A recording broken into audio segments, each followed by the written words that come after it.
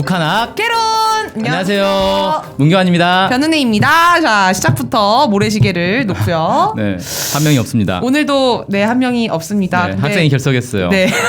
아, 우리 학생 학교 컨셉이었죠? 아, 그렇죠. 맞다. 네. 네. 결석한 학생이 있어가지고 오늘도 둘이 좀 선생님 잘해보도록 하겠습니다. 네, 오늘부터는 좀 어렵고 재미없고 지루한 주제를 하지만 봤는데 네. 현대 사람이네. 네, 역사 공부를 좀 해봅시다. 야, 진짜 학교 같다. 북한의 시작부터 지금까지 하면 너무 막 기니까 일단은 시작부터 해서 한번 얘기를 해보도록 할게요. 네, 북한이 언제 만들어졌느냐? 당연히 1945년에 일본이 패방하면서 만들어졌겠죠. 아, 그래요? 바로 분단이 되진 않았잖아요. 아, 이게 상당히 복잡합니다. 근데 네, 한번 살펴보도록 합시다. 네. 일단 북한 지역, 그러니까 38선 이남 지역하고 이북 지역이 완전히 다르잖아요. 네. 그래서 이게 해방된 과정도 사실 많이 다른데 38선 이북 지역은 이제 소련이 점령을 하잖아요. 그래서 소련이 언제 전쟁을 이제 시작하게 됐는지 여기서부터 이제 출발할 것 같네요. 8월 8일 소련이 선전포고를 합니다. 네. 그 전에 이제 원래는 미국하고 일본이 전쟁을 하고 있었단 말이에요.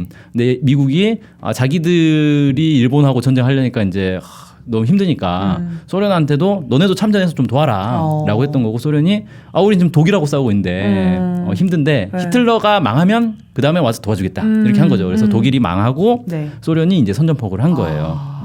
그렇게 해서 이제 선전포고를 했고, 이때 당시에 제2극동 전선군, 그러니까 소련 입장에서는 여기가 극동인 거죠. 유럽이 이제 서쪽이고. 어려워요. 네. 네. 극동 전선군 산하에 88 독립 보병 여단이라고 있었는데 이게 뭐냐면 소련군이 아니고 소련군과 함께 당시에 이 극동 지역에서 일본과 전쟁을 하고 있던 나라들이 중국, 그 다음에 조선. 그렇죠. 그러니까 조선도 정규군은 없지만 사실 이제 항일 부대들이 있었잖아요. 유격대처럼. 네. 네네. 그래서 이런 세력들이 그때 당시에 이제 일본이 막 그 중국을 다 차지하려고 막 하고 있던 한참 그럴 때여가지고 이 세력들이 그 연해주로 넘어간 거예요. 그래서 거기서 이 일종의 국제연합군을 구성을 한 거죠. 여기에 그래서 소련, 중국, 그다음에 조선인들 말고도 이 동아시아 지역에 몇몇 이제 소수 또 있었다 그래요. 그렇게 해서 국제연합군을 구성했고 중국에서는 이걸 동북 한일 연군 교도려라고 불렀다 그래요. 이름 좀 어려워요. 많이요. 네. 이제 소련에서는 그냥 88 독립 보병 여단이다 이렇게 이제 불렀던 거고. 그래서 이 부대가 일본으로 이제 진격하는데, 일본으로 진격한 게 아니라 이제 대륙에 붙어 있는, 그러니까 만주 지역과 한반도 지역을 이렇게 에 있는 일본군과 싸우게 되는 거죠. 그래서 8월 9일 날 처음으로 이제 한반도에 진출을 해요. 웅기, 나진 이쪽으로 이렇게 진출을 했고요. 8월 13일에는 청진까지 진출을 했고, 일부는 서울까지도 왔다 그래요. 와, 그러면 일본이 8월 15일에 항복을 안 하더라도 충분히 할 수 있었던 상황이었네요. 그렇죠. 빨리 항복을 안 하면 소련군이 이제 다 차지하는 상황이 되는 거죠. 그래서 8월 15일 날 일본이 이제 무조건 항복을 하고 그 전에 미국하고 소련 사이에 38선 이제 분할선에 대해서 합의를 하고 나서 38선 이남까지 내려왔던 소련군 다시 이제 올라가는 그런 이제 상황이 됩니다.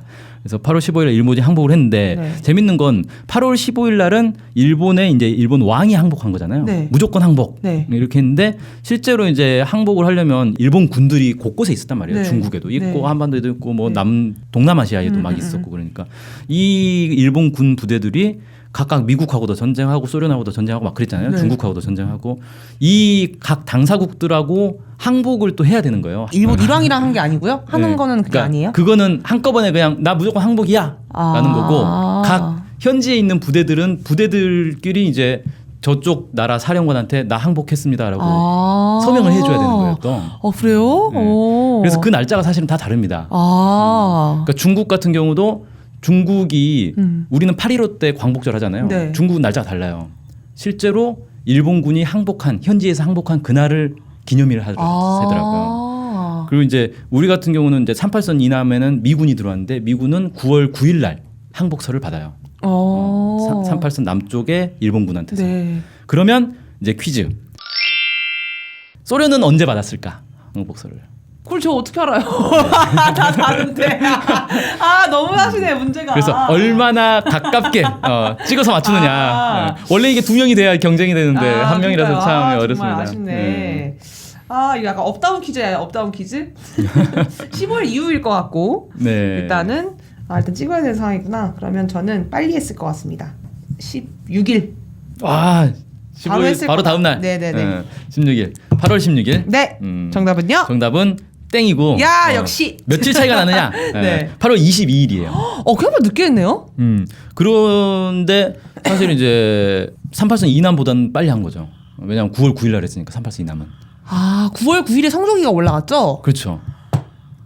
그러네요. 그럼 소련군이 더 막강해서 그런 걸까요? 소련군은 이미 와 있던 거고 미군은 9월 8일 날 들어왔으니까. 그래서 사실은 소련군이 이제 훨씬 빨리 들어와 있었던 상태인 거죠.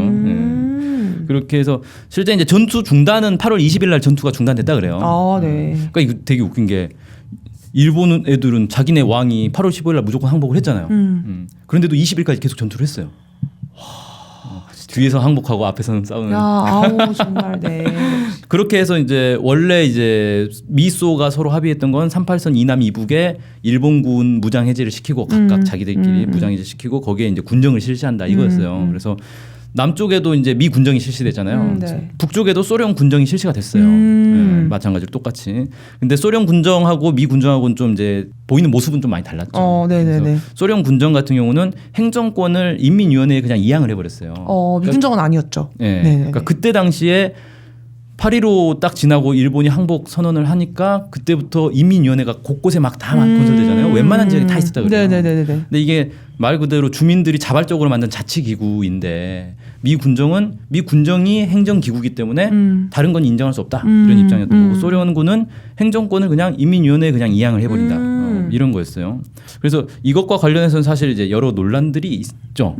소련군은 왜 그랬을까? 왜 미군과 다른 입장을 취했냐? 여기에 대해서는 사실 뭐 여러 주장들이 있어서 뭐 그걸 다 설명할 수는 없고 어쨌든 그렇게 했다. 인민위원회에 그냥 행정권을 이양했다라는 거고. 근데 이때 당시에 이제 그 383 이북에 살았던 사람들의 얘기를 좀 들어보면 지금 대부분 이제 돌아가셨겠죠. 네. 소련군이 어쨌든 일종의 점령군이면서도 해방군이란 말이에요. 그러니까 일본을 쫓아내준, 그러니까 우리로 치면 이제 은인인 거죠. 네. 그런데 어쨌든 외국 군대란 말이에요. 네. 그러니까 이북에 살던 주민들 입장에서는 저 사람들을 환영을 해주긴 하는데 일단 환영하지만 불안한 거죠. 저 사람들도 일종의 점령군, 그러니까 일본군을 대신해서 우리를 지배하려고 하는 거 아니냐 그런 게 이제 있을 수가 있죠. 네. 그래서 사실은 충돌도 있었다 그래요. 그래서 그때 당시 소련의 지도자 스탈린이었어요. 네. 스탈린 서기장이 1946년 1월달에 비밀 지령을 보내요. 그 이제 383 이북의 이제 소련 군정에게 비밀 지령을 보내서 인민을 괴롭히는 군인은 총살하라라는 명령을 내립니다. 아니 굉장히 좋은 내용인데 왜 비밀 지령을 했을까요? 글쎄요, 그건 잘 모르겠어요. 그리고 실제로 총살당한 군인들이 있었대요. 그리고 이제 장교들 같은 경우는 이제 그 본국으로 송환돼서 재판을 받고 이런 일이 있었다고 합니다. 그다음에 어쨌든 소련 입장에서는 자기들이 점령을 한 곳이잖아요. 네. 그러니까 여기 있는 일본군 재산들은 자기들 거라고 본 거예요. 그건 미국하고 똑같죠. 미국도 미 군정이 이제 적산불화라고 해가지고 당시에 이 산업 시설들 다 몰수했잖아요. 그런 이제 소련도 그런 생각을 했던 거예요. 그래서 그때 당시에 동아시아 지역에서 제일 발전된 공장이 흥남에 있는 비료 공장이거든요. 이 흥남 비료 공장 엄청 대규모였는데 이거를 몰수를 해가지고 다 기계를 떼가지고 자기들이 가져가 버려요. 그래요? 네, 그런 일이 있었어요. 근데 이거를 이제 북의 이제 인민위원회에서 항의를 했죠.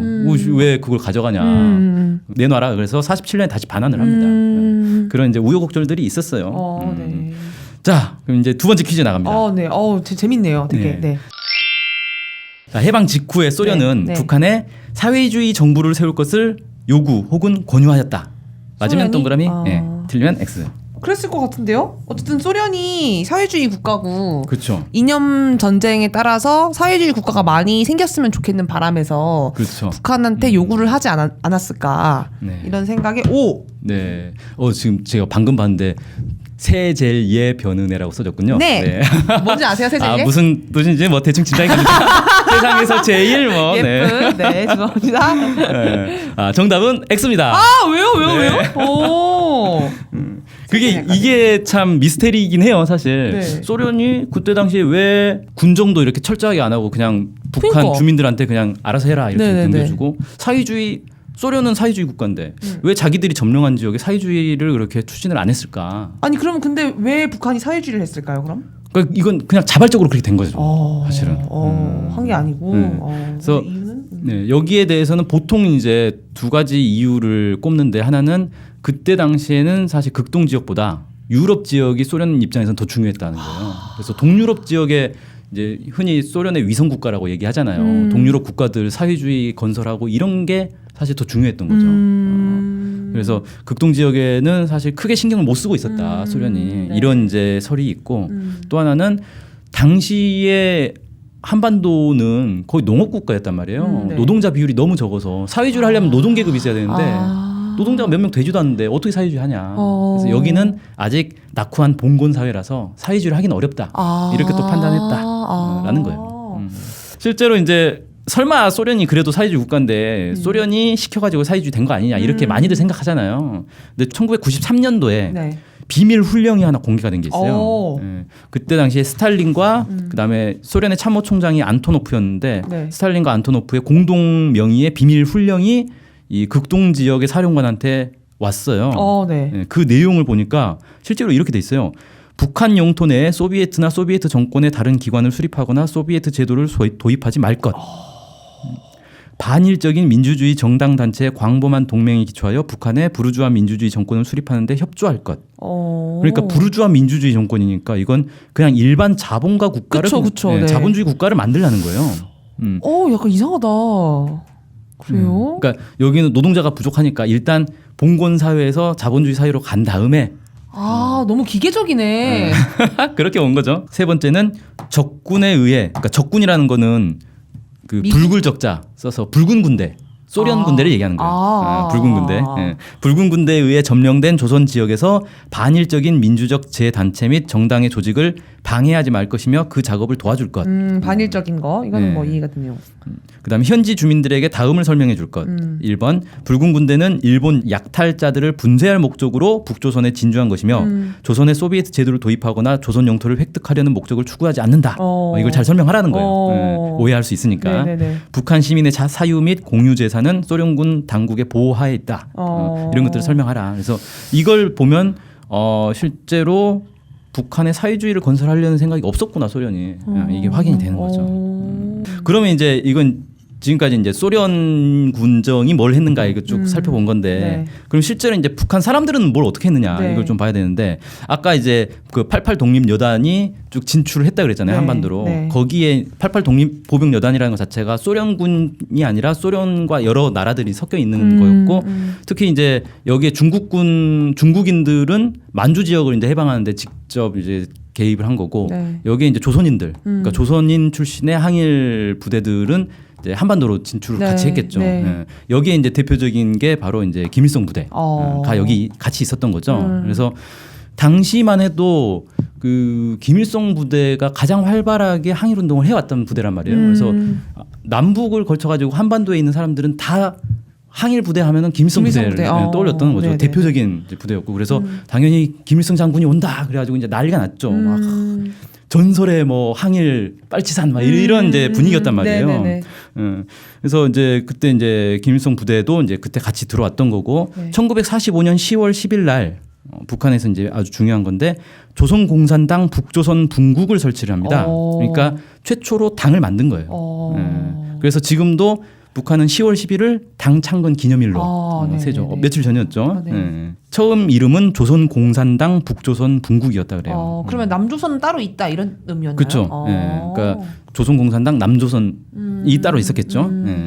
그다음에 이걸 이제 설치하면서 동시에 이북오도 열성자 대회라는 거래요. 일종의 이제 핵심 당원들끼리 모여가지고 이제 회의를 하는 거죠. 첫 회의라고 볼 수 있고 처음에는 김일성 주석이 당의 이제 대표는 아니었다 그래요. 김용범 비서라고 한 지역의 당 비서였는데 이 사람이 이제 당 대표로 선출이 됐고 이때 당시에 이 조선공산당에서 판단한 거는 반제 반봉건 민주주의 혁명을 해야 된다라고 판단을 했대요.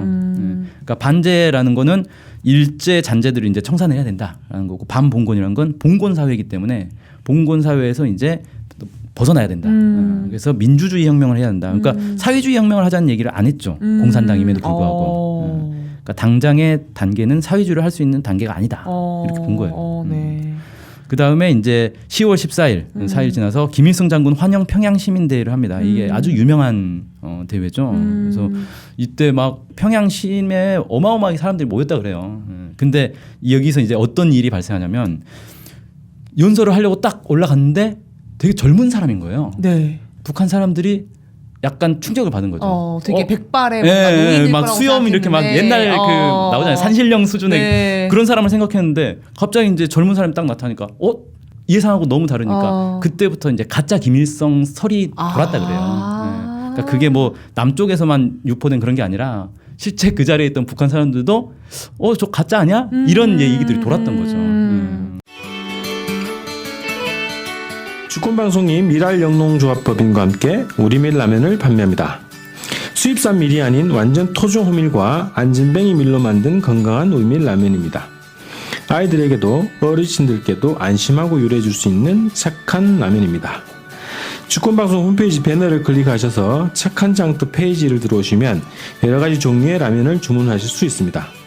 이곳에서 주문하시면 주권방송의 후원이 됩니다. 주권방송 애청자 여러분들께 안심하고 보내드립니다.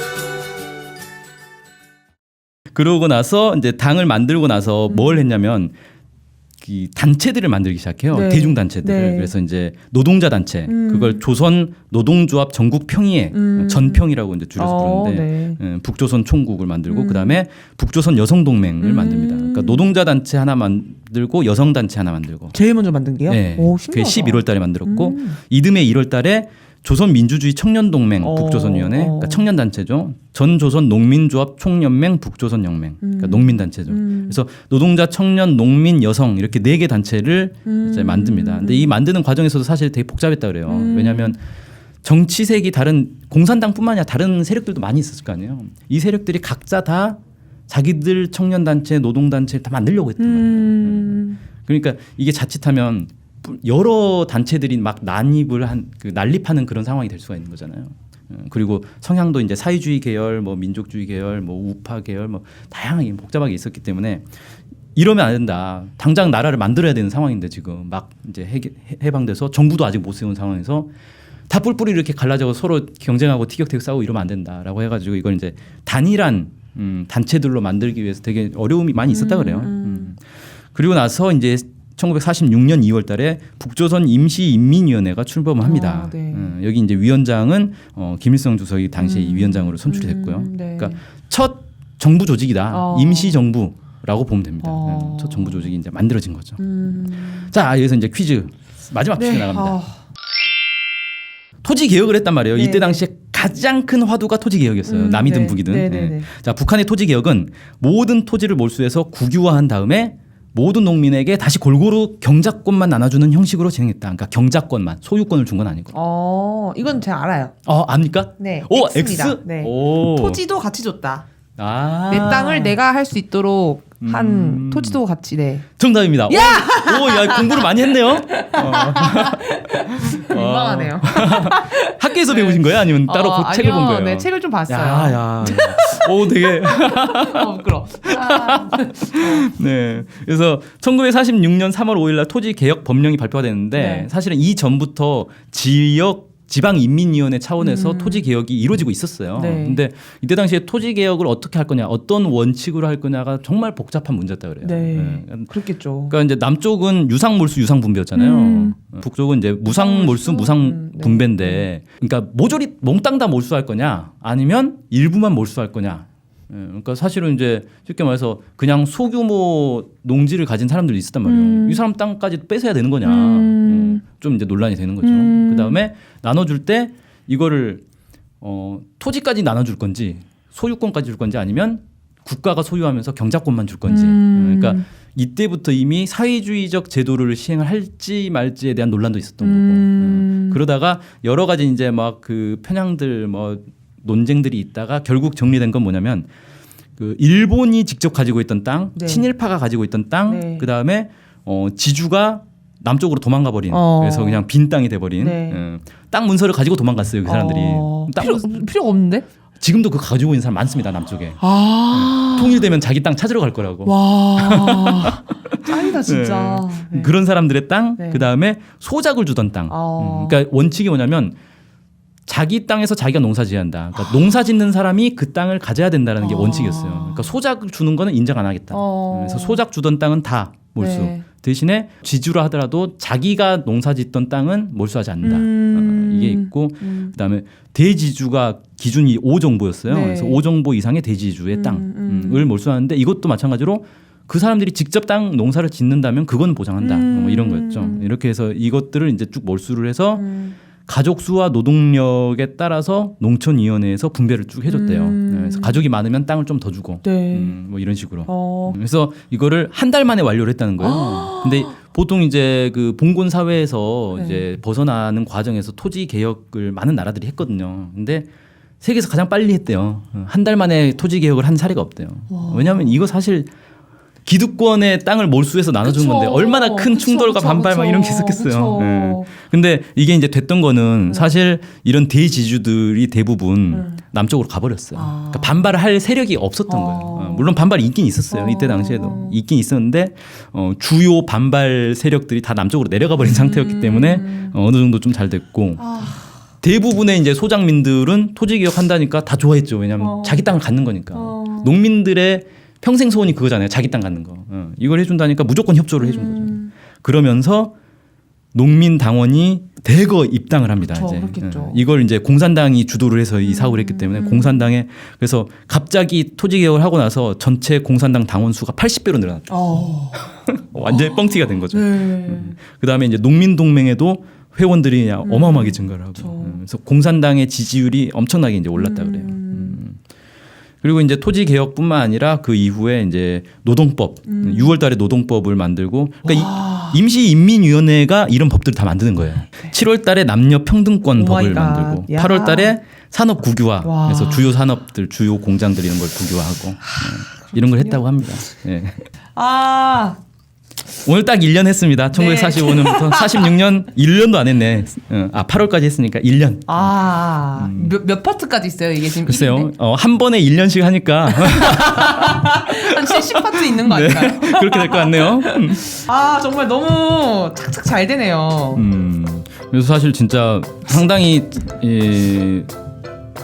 빠른 시간 내에 개혁 정책들을 네, 이렇게 네, 펼칠 네, 수 네, 있었다는 게 좀 되게 놀라운 거죠, 사실. 네, 진짜 칭찬할 분인 것 같아요. 놀랍고 너무.